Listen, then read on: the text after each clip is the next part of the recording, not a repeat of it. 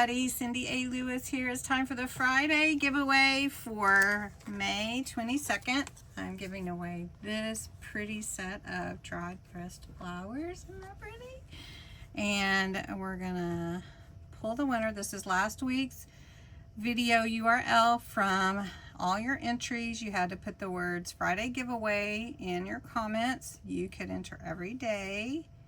And let's see how many entries we have. 99. Wow, that's awesome. Okay, let's see who wins. Let me scoot this over a little bit. And the winner is Valerie. Congratulations, Valerie.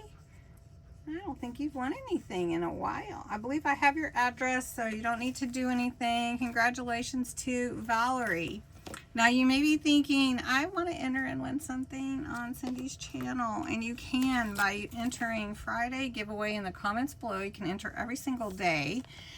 This is the prize for next week. Isn't that beautiful, colorful? I think I'll just keep them. No, just kidding. Anyway, enter Friday giveaway in the comments every single day. Be a subscriber to my channel, 18 or older.